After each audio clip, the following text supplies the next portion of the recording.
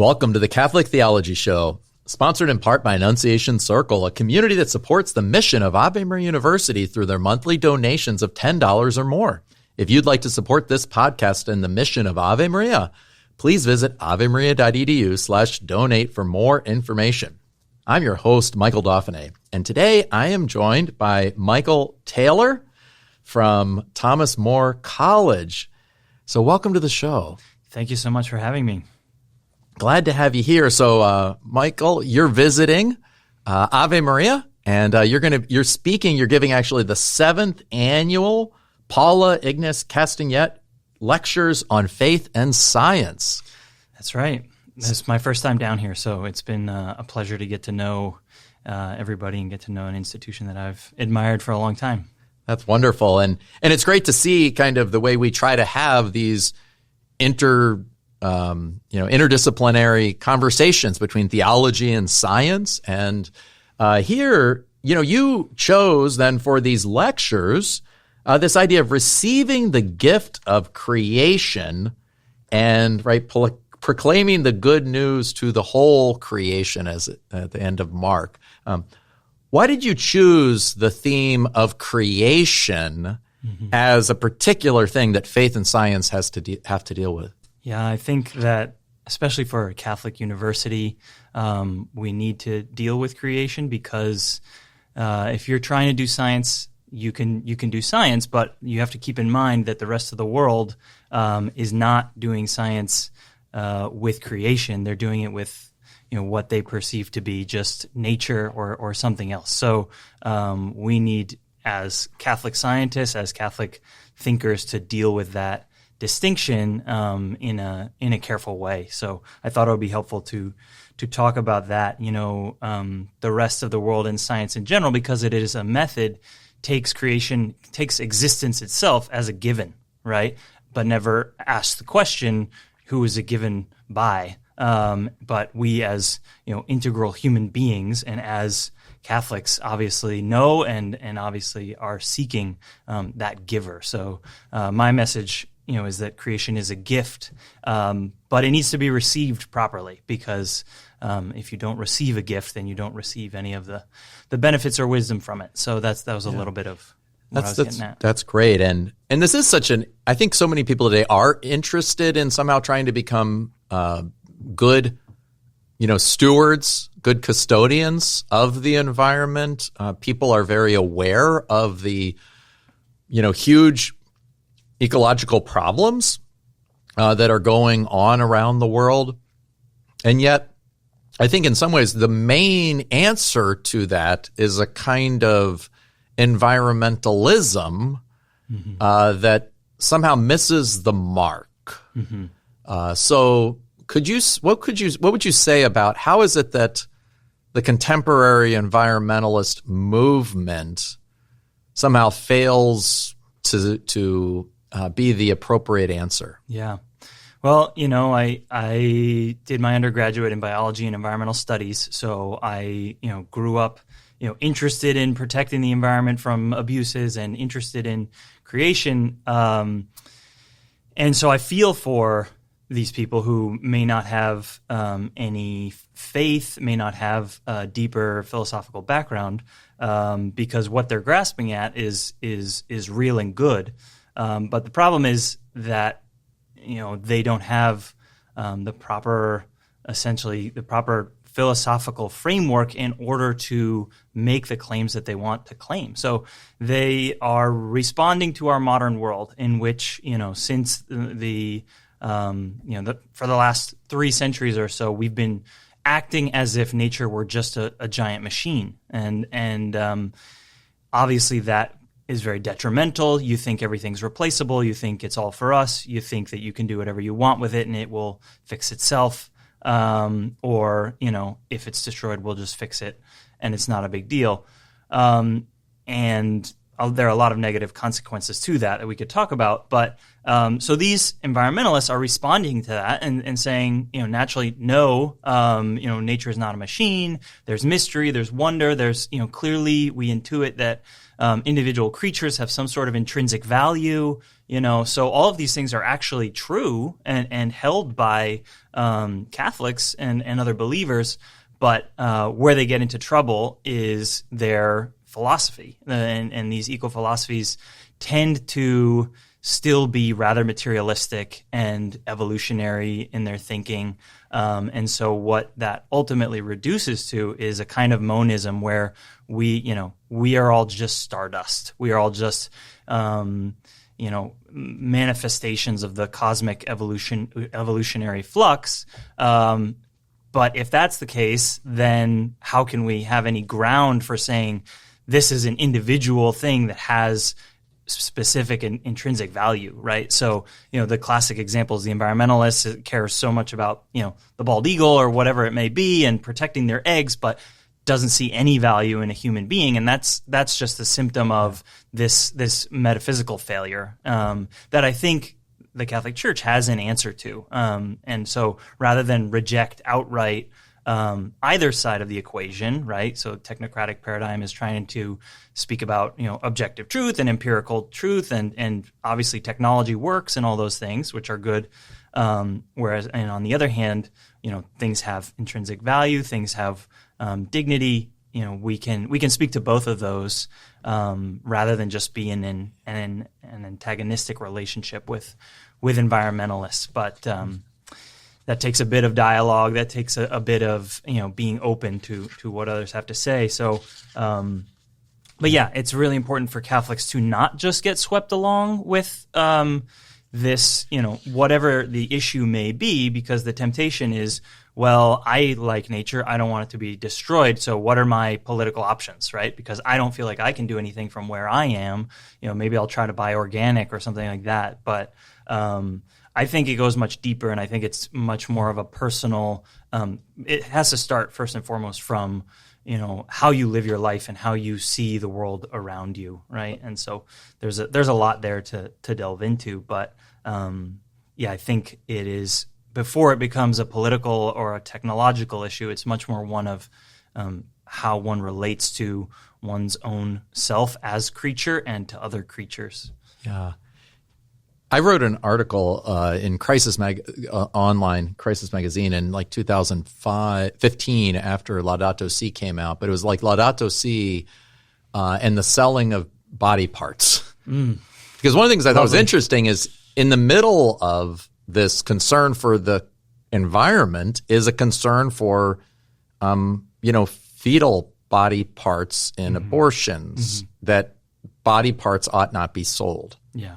Right. And there's a kind of dignity of the human person. And ultimately, right, if we can't recognize the beauty of human beings as created, it's very hard to recognize why we ultimately have a duty to care for the rest of creation. Sure. I think people experience an emotional reaction when you see an animal. You have a certain kind of desire not to have the animal hurt, unless you're hurting the animal, right? Or there's this kind of emotional drive, but that's not enough to drive policies because our emotions are often in conflict. And I was sometimes when I teach about these themes or different things, and when we're looking at God as creator, there's something in our contemporary society that not only do we have to prove the existence of God, we have to prove the existence of creation, right? That yes, people believe that the world exists, that matter exists, but we don't now believe or take it for granted that it was created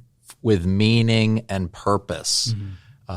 And when you were describing there, you said that for several centuries we've thought about the world as a machine. I think it's important to recognize that that is not classical Christianity. Right. Classical Christianity never thought of the world as a machine. They thought of the world as multi-layered. You have inanimate matter, you have plants, you have animals, you have human beings, you have angels, you have God. You have all sorts of different things. And obviously we owe more to animals than we owe to, say, speak plants, than we owe to inanimate objects, right? The idea that you ought to care for animals. These are kind of, part of a more classical way of viewing the world. And it was really in the 1600s when Francis Bacon and Descartes are writing, and they start talking about the idea that, well, the world has no intrinsic meaning. It's really just a machine. Descartes speaks about the body as a machine, and therefore we can master the machine and we can move medicine forward. Right? Well, the body has aspects of it that are like a machine. Sure. Right? But it's also more than a machine. Sure. And right, it's not just parts and parts that we can interreplace, and it's actually a living organism. And so I think it's important to recognize that it was a lot of these thinkers in early modernity that were actually rejecting the classical synthesis of Christianity. Yeah. And then tried to create a world without meaning that could be manipulated at will. Yeah. Descartes famously says that if we follow his method, we can become masters and possessors of nature, right? Well, that's not the Christian vision of being a steward. That's actually an exaggerated vision of pride.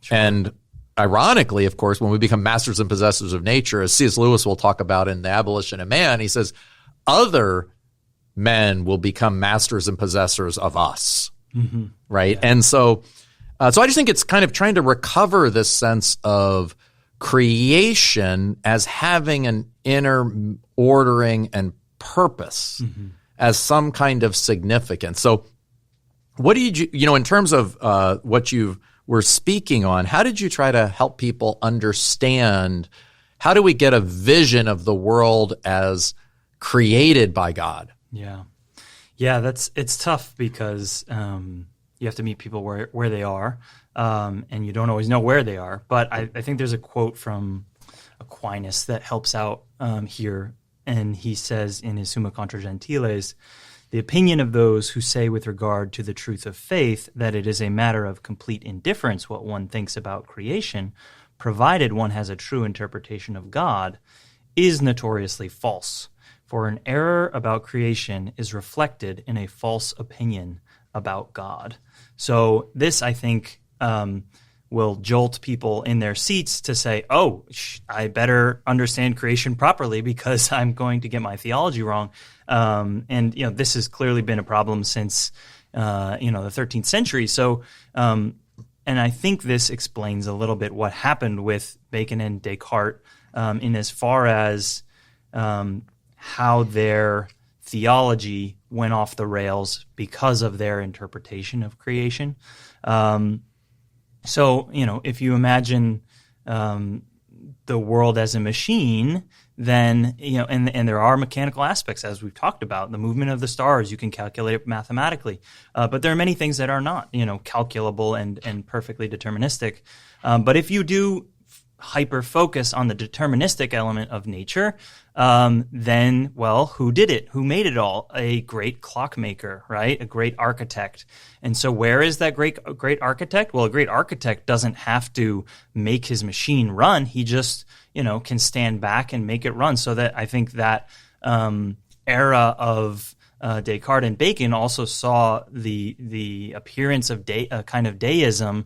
And, even though Descartes was a Catholic and he had so absorbed this scientific mentality also from Galileo, from Bacon, but he wanted to save the soul and say, no, we do have a soul, and I'm going to explain how we can find it in this mechanistic world. And so that's where the expression, a ghost in the machine comes from, because man was kind of alone as the only ensouled being. You talked about, that's not the classical view. That's not what Christians have always believed. We have, and it's kind of startling to tell people this, but it's no, there's a vegetative soul in a plant. It has an immaterial element that makes it be, and we really don't think about things in that way, which is counterintuitive, because the word animal comes from anima, soul.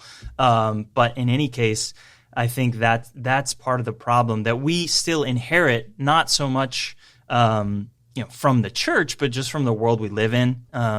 We think of things as mechanistic, and we kind of, I think, if anybody does a healthy and serious examination of conscience, they'll think, yeah, I kind of do feel like God is somewhere else a lot of the time, unless I'm really trying to, contemplate him closely. So that temptation towards deism is very dangerous because it only takes one more step for God not to be there at all, right? Because if God is not here and we don't need him to maneuver and organize our material world, then, why do we need him at all? And that's kind of what happened, right, in the history of philosophy. Then nihilism appears, skepticism and nihilism, and it's just, you could predict that was going to happen. So in terms of, getting back to your original question, how do you get people to think about creation and convince them of creation? I mean, the fundamental question is really a metaphysical question, and people don't like that word. First of all, because it's very abused in the popular culture. You think of chakras or some weirdo New Age stuff, but it's really just a classical Aristotelian word for the fundamental philosophy of and an understanding of things. But the question that one needs to ask is, why is there something rather than nothing, right? So science will ask all the questions about how these things work, but the why of why is there something, and the truth is that everyone believes in existence, right? And I would say 99% of the time, the debate about whether or not God exists is just completely framed against Catholics, because in truth, God does not exist like another being exists, but God is existence itself. And people have a hard time wrapping their heads around that, including ourselves, because it stretches us kind of to the limits of reason. So, if you can get people thinking in those terms, okay, if God is existence itself, who is going to deny, maybe Elon Musk and, some people that think we're in a simulation, but everybody believes in existence. So in some way, everybody believes in God. They just don't know it or don't want to see it. So I think that the question of creation is to explain to people, it's not what you think it is. It's not the Big Bang. It's not cosmology. It's not the beginning of things. It's rather, why do things exist at all, right? And the only thing that could explain that is God. That's a little bit of what I would say to that. That's really helpful. And, there's a quote from the Catechism in paragraph, I think it's I'm trying to remember, it's 282. He speaks of a catechesis on creation. It says, catechesis on creation is of major importance, right? It's our very foundation to kind of, how do we understand not only what we can know about creation by reason alone, but also by revelation. The Catechism will later say in 288 that the revelation of creation, right? That creation is in a certain sense revealed by God to us. And it says here that this matters in terms of where do we come from, where are we going, what is our origin, what is our end, right? Ultimately, these questions are decisive for the meaning and orientation of our life and actions. And I think this idea that if you live in a deistic world where there's a machine and then there's a God who created it or who started it, basically, then my life is I'm alone. Mm-hmm. Right?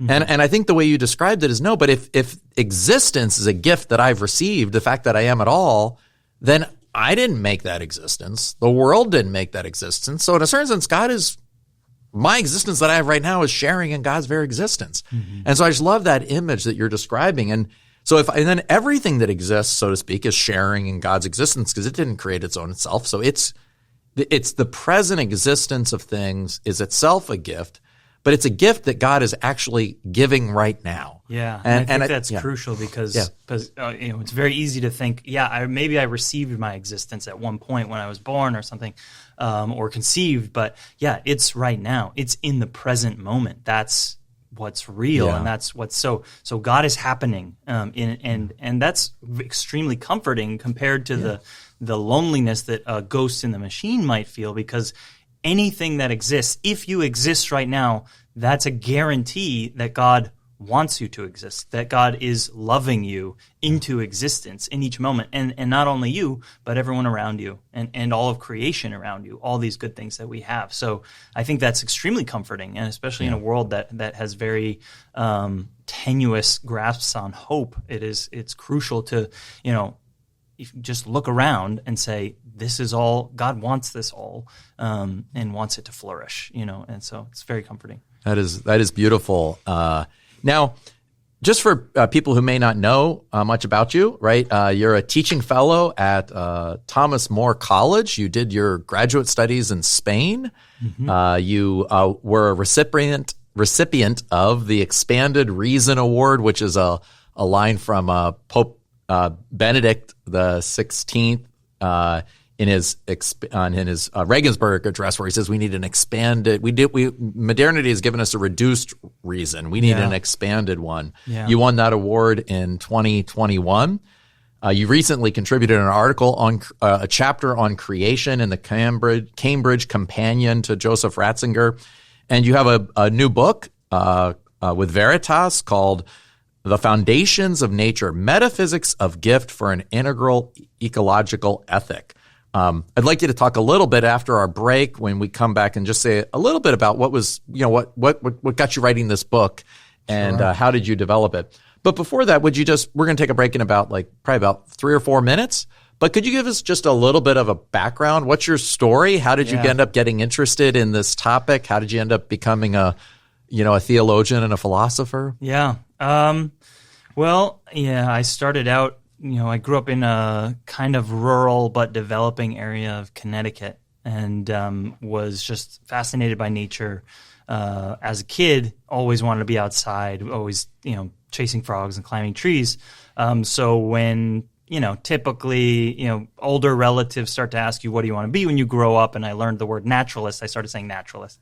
And that's what I did. I went to college in Maine. I studied biology and environmental studies, and I loved it. But I did also sense, there's a problem here because, I can do the science, but apparently I can't talk about God, or my faith has nothing to do with this, which was difficult to square.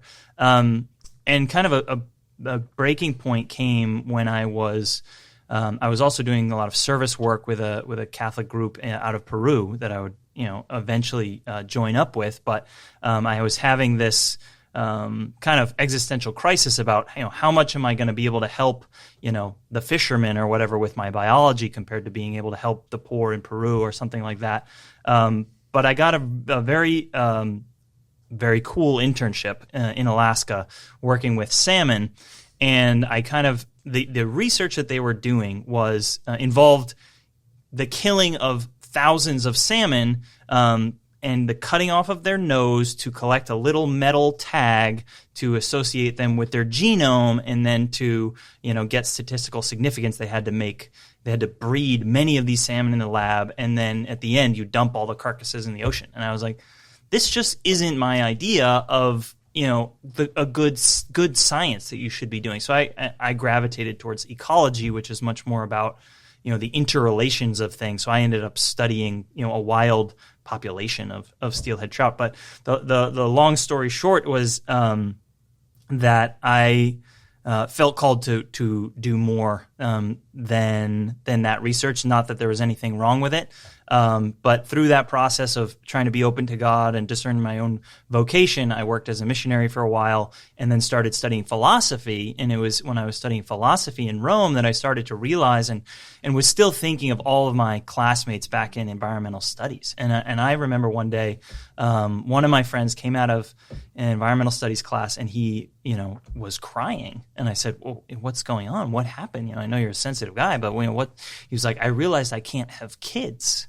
And I said, really? Why? And he's like, it would just be irresponsible. But he was sad about it. He was weeping, but he was, kind of sacrificing himself for the greater good by just making this decision. He felt the guilt, and his conscience was clearly working, but with the wrong materials. And so I've always had these folks in mind, and the broader world, because there are many people, and I think there are many lost souls, many young people who look around the human society and they don't like what they see, and they're not wrong, right? Our society is very troubled, and then they go and they end up going out into nature and loving it and kind of keeping humanity at a distance, or on an extreme level saying, well, man is the virus here, which is one of the lines from the environmentalists that you might hear or you might have heard during the pandemic, right? Man is the real virus or something. But in any case, it's to respond to that from the faith and to answer these deeper questions, it required deeper studies in philosophy and theology, but all trying to respond to that same wonder and mystery that I experienced as a child, and I think that everyone experiences as a child, and it was very powerful to me to discover that Plato says that wonder is the beginning of philosophy, and so I think God gives us a great gift as children to present us to the world in this state of awe and wonder, and that if we could get back to that, we would be a lot happier. So. Yeah, I could probably say a lot more about that, but I'll leave it at that for now. Oh, that's really exciting, and is a beautiful. I love the connection between I think this idea that the faith allows us to be more human.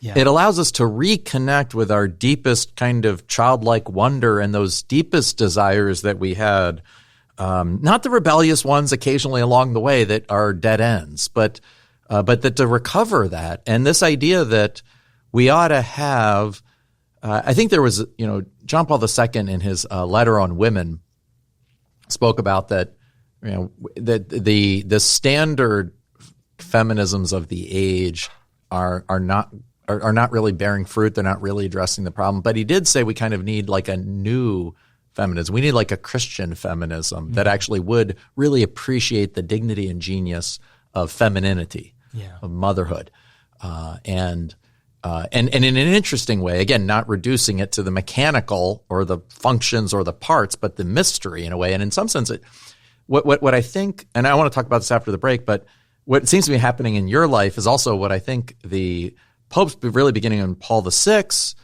John Paul II, and Benedict, and even continued on to Francis. But I'd love to have you've done a lot of work, especially with Benedict and John Paul II. I'd love to have you talk about that, because it seems what they've done is that same thing as trying to say, wait a second, we need not the current environmentalisms, we need an authentic, really Christian approach to the environment. And so let's talk a little bit about that after the break. You're listening to the Catholic Theology Show, presented by Ave Maria University and sponsored in part by Annunciation Circle. Through their generous donations of $10 or more per month, Annunciation Circle members directly support the mission of AMU to be a fountainhead of renewal for the Church through our faculty, staff, students, and alumni. To learn more, visit avemaria.edu/join. Thank you for your continued support, and now let's get back to the show. So we left last time, right, talking about you wrote a whole book called The Foundations of Nature, Metaphysics of Gift for an Integral Ecological Ethic. There's a lot of words in there that are kind of hard. This idea that nature isn't just itself; it has to have some kind of foundations. That the underlying principle of reality might be a gift. Right? Maybe this world is a gift given to us by God. And this notion of integral ecology, I think a lot of people probably don't know what that means. Could you just say a little bit about maybe what inspired you to, or at least what are some takeaways that you would hope people would take from the book? And maybe a little bit about that language of integral ecology. Yeah. Well, integral ecology is a term that appears, in the encyclical Laudato Si and is used by the popes. John Paul II talks about human ecology, and the notion is, ecology is a beautiful. I majored in ecology as an undergrad, so it looks to the interconnection of things and the relations between things, and so for an integral ecology or an integral human ecology. The question really becomes, how do we reintegrate our human life of body and soul being one unified creature, because I think our world in many ways is trying to pull us apart, right? And this has been happening throughout the modern world for quite some time, where we're very rationalistic on the one hand, and then we end up being very fideistic on the other hand, and then we're very we're very base perhaps in our desires or the way we inhabit the world. So it's really a question of bringing the human being back together, and looking at him both as a natural being and a spiritual being. As Thomas says, living on the frontier between the spirit and the material, and that is really a mission that we have, right? Because we were speaking earlier about how in the environmental movement sees man kind of as a virus, or kind of, on the fringe, as the enemy of nature. But the classical view, and the Catholic view is that man is a microcosm of all of creation. Man is the pinnacle of all of creation. All of creation is in some way directed towards man at its peak, and that is a great responsibility for us. Adam, it's right there. Adam in the garden is called to name the animals and to steward creation, right? So I think that in one sense, the suggestion that we have to just get out of the way and let nature do its thing is a little bit of a irresponsible response, and that we need to really embrace what it means to be a human being. And we can't forget that we live in this world and depend on other creatures, So, and our modern world, doesn't want us to know where our food comes from, for example. And I saw a statistic that said that 20% of children don't know where milk comes from, right? They think it just comes from the store. They don't realize it comes from a cow. So we're becoming disconnected from creation, which is that first book of Revelation that speaks to us about God's goodness and his power. So we ought to be acquainted with it. So integral ecology looks to all of that, but I think the popes wisely saw mankind with contraception, with all sorts of meddling in nature. We start to become detached from the incarnational reality that we are, and that's no way to flourish, right? In order to flourish, in order to succeed, you have to have some definitive goal, some definition of what that looks like. So if man just starts to think, well, anything goes, whatever my desires happen to make me want to do this day, then this day or the other, then we are going to be in trouble. And that they saw that coming, and so marriage, family, living in community, serving others, is all wrapped up in that notion of integral ecology. Now, when you were talking about Benedict XVI, and it reminds me of a part of his introduction to Christianity when he says, in a way, right, that it's not surprising that when the mathematician looks at God through the lens of mathematics, he sees a mathematical God. Yeah. Which is what he sees in Einstein, and he talks about it, or in James Jean, another way. He says when the physicist looks at God, right, he looks back and he sees Einstein. Or sorry, that was Einstein. He looks back and he sees kind of like a God of physics. Sure. But he says there's much more to the world. There's beauty, there's love, there's risk. Right? One of the things we see in the world are human beings. We see poetry, we see love. So these also have to kind of go back to God and allow us to recognize that God is all those things and more, but also that the world is all those things. So when we want to save the environment, one of the things we'd love to save is love, right? Not only a proper love of creatures and not the exploitation of environments for, in ways that are not sustainable, but also the idea that one of the things we want to also create are environments that are friendly to human love. Right? Because human love is perhaps one of the amazing things is that we can not only love one another, we can even love the environment. Right?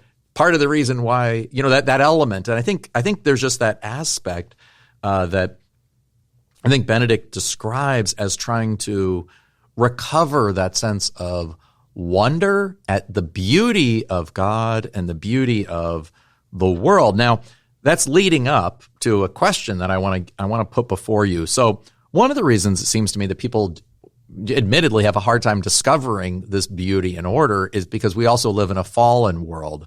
We live in a world where human beings don't reflect the image of God or the likeness of God. They reflect in many ways the image of uncontrolled pride and domination, as Augustine would talk about, this lust for domination, this desire to control, a desire to exploit.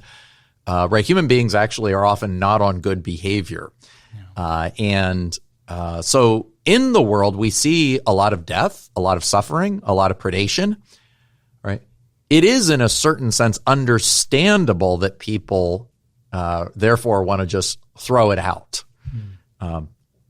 But I think, and so part of what I'm getting at here is is that I think Pope Benedict then also draws us where we do, to sustain this vision, we can't merely look at the creation and God. We do have to look at the cross. We have to look at Jesus Christ, that the Incarnation as such becomes the pivot where we take the corruption of sin and the fallenness of the world all the way to the cross and see in the cross God's love. And therefore we recover that sense of love. So we do admit as Christians that yes, human beings are very screwed up. The world is very screwed up. The creation doesn't easily reflect the glory of God, right? It does, but it also reflects partly the wounds, creation's wounds. And therefore we have to kind of go back. So could you just say a little bit about how Christ and the Incarnation helps us to discover kind of one, God's remedy for sin, but also the kind of the dignity of creation as good and yet also fallen, but also like loved and redeemed. Yeah. I think Paul comes to mind. He's very clear on this in several places about how all of creation is waiting for the revelation of the sons of God. So we are, in a sense, responsible for the way things go. And, we were speaking of Christ's sacrifice. And, Paul also interestingly says in another place in Romans that, the pagans were, in a sense, they in a sense had no excuse because God revealed himself to them through nature. And so they should have at least known of his power and his glory and been more reverent, even if they didn't know the specifics, right? So creation is there speaking to us, but it's also suffering with us. And so there are a lot of questions that spring off of this theme, but I think the first one would be a very crucial element for Benedict, which is the covenant of creation. And this kind of reconciles two seemingly opposed views between kind of our modern worldview and what the eco-philosophers would like us to do, or environmentalists, and that is the notion of anthropocentrism and instrumental use of nature versus biocentrism and the intrinsic value of nature.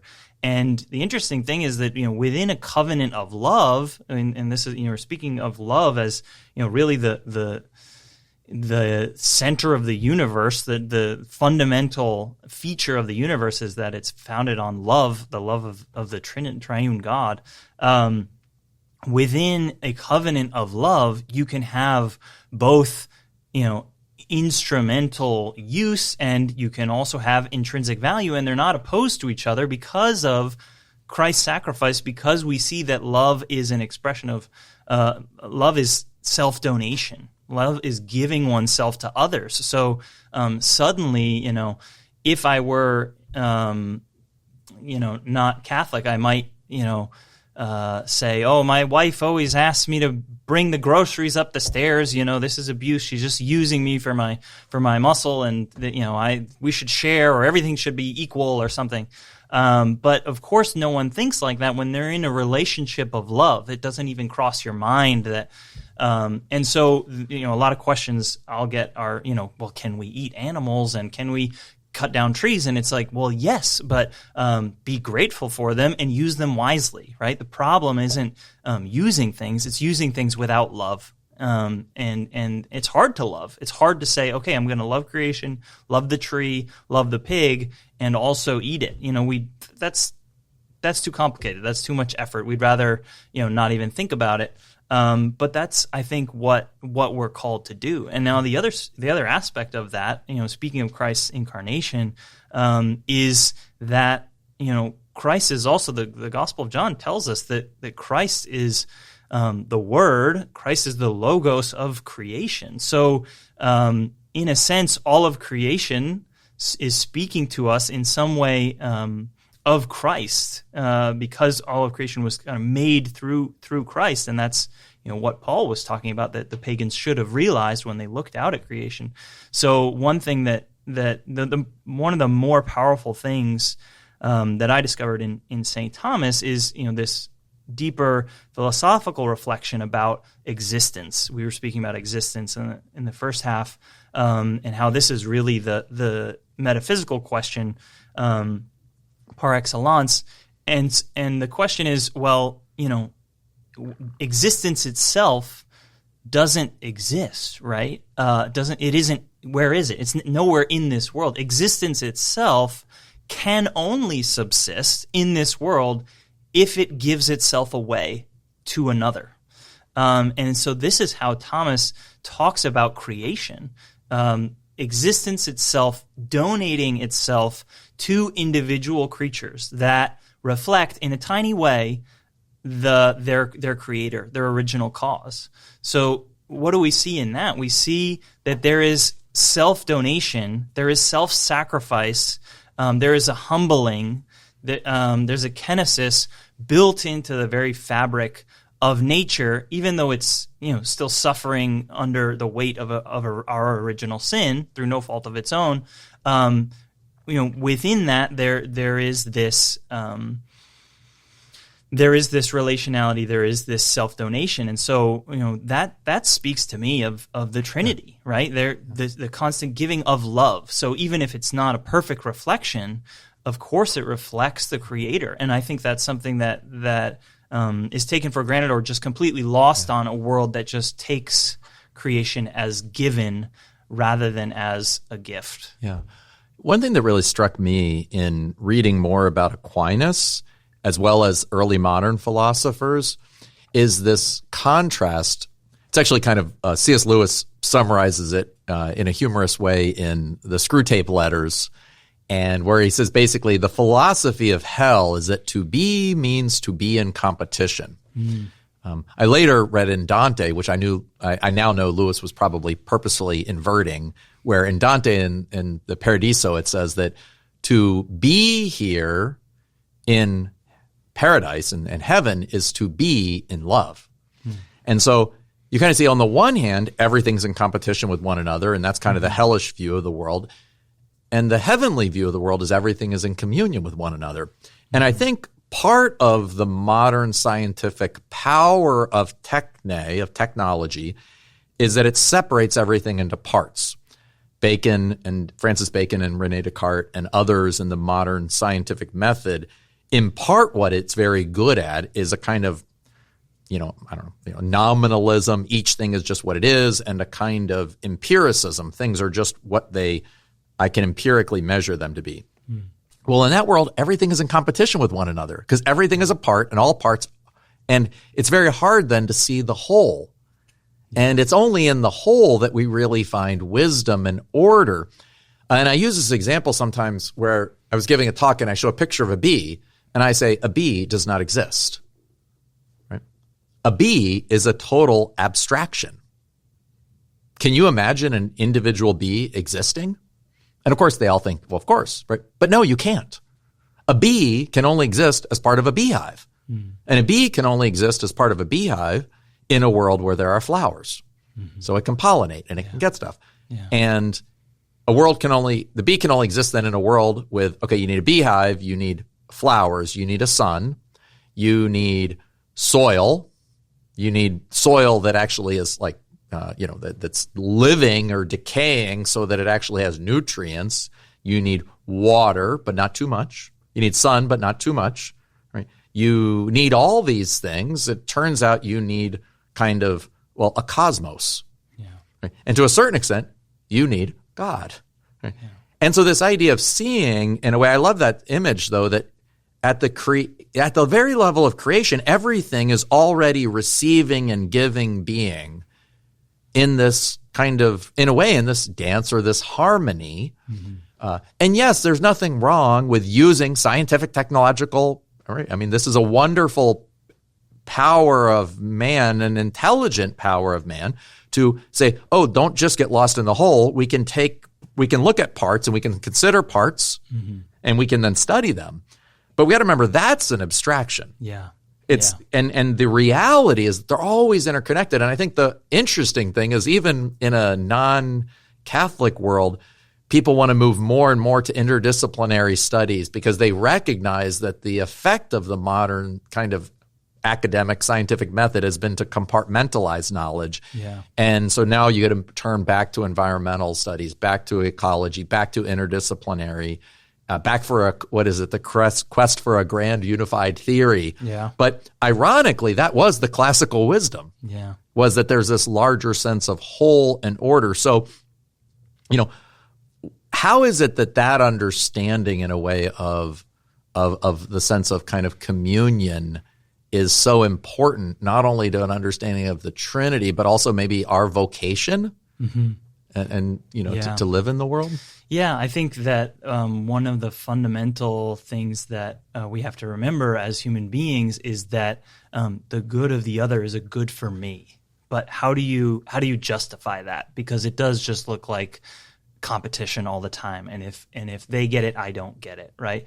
And that comes with a new understanding of what the human person is, and what a person is. And Thomas will say the more a person gives himself away, the more of a person he becomes. So how can we understand that? And the only way you can understand that is to understand where we came from and why we are the way we are. If we're a reflection of the Trinity, and the Trinity is eternally a relation of love, then that self-donation is built into what we are, and that's what Christ is modeling for us throughout his life on earth and trying to invite us to. But that itself is also completely reflected, as you say, in the natural world, because I think, at the same time that deism was becoming popular and Darwin and, nature read in tooth and nail, you had this image of nature as a constant competition between different species. Sure, there are elements of competition. The elk are going to butt their heads and one male's going to win. But the vast, majority of what's going on in nature is symbiosis. And if you think about it, that's really the only way that any sort of wealth or richness or benefit is created, right? And that's what our economics is based on, interactions with each other. So, like you pointed out, there would be, where would the flowers be without the bees? Where would the bees be without the flowers? We all depend on each other, and we all grow and are able to be fruitful because we're in relation, right? So that all ties together very nicely. Now the question is, well, what about the lion and the gazelle, or the cheetah and the gazelle, right? The cheetah is a cheetah. It's the fastest animal on earth because of the gazelle, right? So, for a cheetah to eat a gazelle, to want to eat a gazelle is in some sense, it's going to sound odd, but it's an affirmation that the gazelle is good, right? Now, you don't have to kill and eat everything you think that's good, but I'm just trying to point out that everything in creation, because it's a reflection of the Creator, is good and true and beautiful. And we can see that, we can observe that even through, despite the fallenness of this world. And so, you spoke of our vocation as stewards, as human beings. That really comes to bear in, ultimately in a liturgical movement, back towards God. So there's a lot that could be said about that. But. It's beautiful. It reminds me of Psalm 19. The heavens are telling the glory of God, right? The stars and the sky proclaim his handiwork, right? That's just something. The heavens are telling the glory of God, and right, and ultimately there, the law of the Lord is perfect. It's the law, which ultimately is Christ, that restores us to also give glory to God. And I was reminded, I was just reading actually in Leviticus, I think it might have been like Leviticus 19 or something, or 17, but it was talking about how that the blood is life. So when you hunt an animal and kill it, let the blood go into the soil. Don't drink it and don't eat it. Yeah. It's a kind of sense in which you didn't make this. Yeah. This is not just a machine. Yeah. Let's show a certain kind of honor. So the cheetah can eat the cheetah can drink the blood because the cheetah is an animal. But human beings, when we kill an animal, we remember in a way, that they are greater than that. So we're running to the end of our time. I wanted to ask you 3 quick questions. Sure. And so what's a book you've been reading? Book I've been reading, The Dust of the Earth by Matthew Ramage. Talks about Benedict XVI and his dealings with, reflections upon the theory of evolution. Matt Ramage is a good friend of mine, and he's a wonderful and prolific scholar. So that's one thing that's really been interesting to try to wrap my head around. That's great. And Matt Ramage is also a graduate he did his PhD at Ave Maria University about, I think, a dozen years ago. And is now, I think, a director of an institute on integral ecology at Benedictine College. So we're very proud of Matthew and glad that his work, and glad to hear that you guys have connected on that. What's a practice that you do to help kind of recover meaning and purpose and connection with creation and with the Creator? Well, it's very easy for me because I can force myself by adding things to a syllabus on a course I'm teaching. But one thing that I'm doing right now, and I had to do as a biology student, was to learn all the songs of all the birds in my area. So I've assigned that as part of a task to students in my upper tutorial called Life's a Miracle, which is kind of bridging the gap between theology, metaphysics, and ecology. So we are learning and memorizing and noticing all the bird songs around us up there in New Hampshire, and there are a lot of them even in the dead of winter. So I'm feeling very lost down here, though. I'm hearing a few familiar voices, but it's beautiful flora and fauna down here in southern Florida that I'm now very curious about as well. But I think that the heavens proclaim the mystery of God. All of nature is speaking to us. It is a kind of revelation, and we should. I would recommend taking as much time away from screens as possible and just trying to be receptive in front of before creation, because that's the only way we could prepare ourselves to be receptive before God. Right? Modern man is always trying to grasp, but one thing we can't do or grasp is grace and love, for that matter. So, those things all connect for me. That's good. And what's a belief you held about God that you learned was false? And what was the truth you discovered? Oh, that's a tough one. I think that even though, and I've already mentioned this, but even though I grew up as a kid always kind of feeling that God was very involved and present in creation, I think that in different times in my life I've allowed myself to fall into the kind of thinking that God was not close, and I always kind of tried to bring myself back to the meditation of St. Augustine, who says that God is more intimate to me than I am to myself. And now studying metaphysics, studying Catholic philosophy, and kind of understanding that God is the source of my existence and my essence. He is participating his life to me in every moment, kind of snaps me out of that. And I think that's a constant temptation for everyone in this modern mechanistic world. And it's a very good practice just to meditate on that fact that God is more intimate to me than I am to myself. And that's, seen in the very fact that I exist. So. Well, Professor Michael Taylor, thank you so much for being on the show today. Thank you for delivering the Faith and Science lecture series at Ave Maria this year. Your work on really recovering and remembering and learning to see, creation as a gift, as an expression of God's order and goodness, and that this is really somehow part of what God's revelation is, both the revelation of creation and redemption. Again, we looked at your book, The Foundations of Nature, Metaphysics of Gift for an Integral Ecological Ethic. Just again, thank you so much for your work and for really helping to kind of inspire me. I'm going to look forward to listening a little bit more. Although I do think we have a lot of cawing from, I think, blackbirds or kind of crows that is really not always very sonorous. The grackles here are very loud. Yeah, they're very loud. There's at a lot times, of other things going on. But there's a lot of things. And we have beautiful water birds, which don't make a lot of noise often, but are really beautiful. Yes. Sometimes you'll see like a 4-foot crane just on the other side of campus. So thank you so much for spending this time with us. And again, thank you for listening or watching the Catholic Theology Show. And we appreciate your support. Thank you so much. Thank you so much for watching. If you enjoyed today's episode, please hit the like button and subscribe to the Catholic Theology Show. Thanks, and God bless.